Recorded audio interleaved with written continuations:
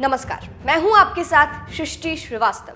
BJP हमेशा से हिंदुत्व का मुद्दा उठाती रही है और इसी को लेकर विपक्ष बीजेपी को निशाने पर भी लेती है और कई आरोप भी लगाती है।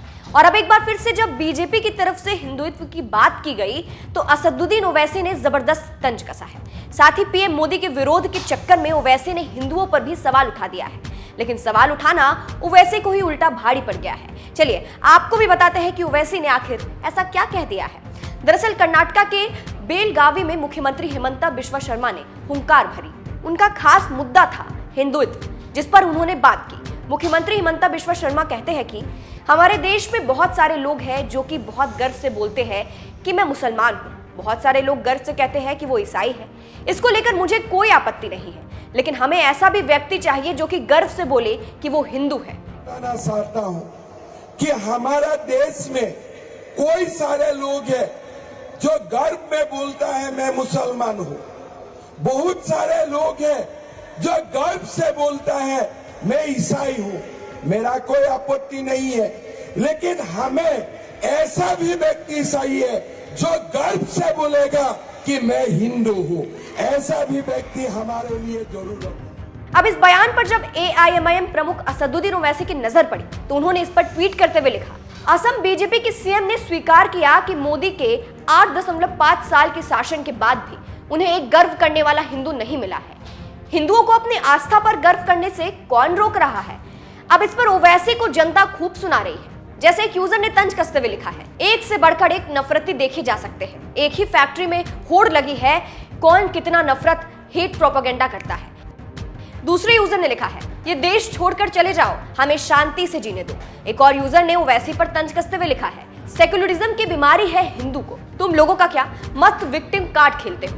एक और यूजर ने लिखा है, चालू हो गए फिर जैसे ही चुनाव पास आए। तो कुछ इस तरह से हिंदुओं पर सवाल उठाने वाले ओवैसी को जनता ने ट्रोल कर दिया है। फिलहाल आपको ये भी बता दें कि मुख्यमंत्री हिमंता बिस्वा शर्मा ने कांग्रेस पर भी तंज कसा था और कहा था कि ये भारत के नए मुगल है। आज कांग्रेस लोग दोबारा ये नया भारत को दुर्बल करने के लिए काम कर रहा है।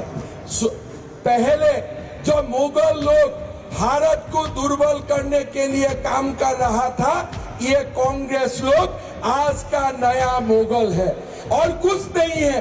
अगर कहीं राम मंदिर बनता है तो उनका आपत्ति होता है। आप क्या मुगल का बच्चा है क्या? क्यों बार बार आप बाबरी मस्जिद के लिए बोलते हैं? आप क्यों राम मंदिर के लिए नहीं बोलता है? मतलब ये जो कांग्रेस है यही नया मुगल को रिप्रेजेंट करता है। फिलहाल चलिए आपको अब सीएम हिमंता बिस्वा शर्मा का पूरा बयान भी सुनाते हैं। बहनों, हम सब जानते थे कि औरंगजेब का समय में एक प्रयास चला था कि भारत वर्ष में सनातन संस्कृति खत्म हो जाना चाहिए। कोई सारे लोगों को जबरदस्त इस्लाम तक कन्वर्ट किया गया और एक समय ऐसा भी आया था कि भारत में और कोई मंदिर बसेगा, ऐसा भी लोगों का मन में भय आ गया था। वो समय हमारा भारत में छत्रपति शिवाजी महाराज जैसा सुपुत्र का जन्म हुआ। उन्होंने दिखाया कि औरंगजेब जैसा सुल्तान जन्म हो सकता है, लेकिन औरंगजेब जैसा सुल्तान को भी टक्कर देने वाला छत्रपति शिवाजी महाराज भी भारत माता जन्म दे सकता है। और आज इतिहास यही बात हमें प्रेरित करता है कि हमारा ये जो सभ्यता है, हमारा जो ये संस्कृति है, ये संस्कृति औरंगजेब ने कभी भी नाश करने में सफल नहीं हुआ। और आज भी भारत सनातन है, भारत हिंदू है और जब तक सूरज रहेगा तब तक भारत सनातन और हिंदू सभ्यता का आधार से ही आगे बढ़ेगा।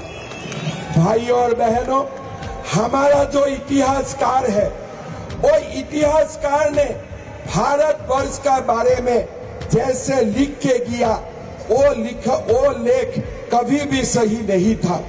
औरंगजेब जरूर आया था, औरंगजेब दिल्ली का सुल्तान बना था, लेकिन ऐसा बात कभी भी नहीं था कि औरंगजेब ने पूरा भारत को कब्जा करके लिया था। हमारे पूरा दक्षिणात्य कभी भी औरंगजेब का अधीन में नहीं था। हमारा असम से लेकर उत्तर पूर्व कभी भी औरंगजेब का अधीन में नहीं किया था। लेकिन हमारे जो भारत का कम्युनिस्ट इतिहासकार है वो ऐसे दिखाने के लिए कोशिश करता है कि पूरा भारत औरंगजेब का नियंत्रण में था। लेकिन आज वो इतिहास हमें नया दौर से लिखना है, हमें बताना चाहिए और हमें बता के रहूंगा कि औरंगजेब जितना पराक्रमी था उससे 100 गुण पराक्रमी छत्रपति शिवाजी महाराज।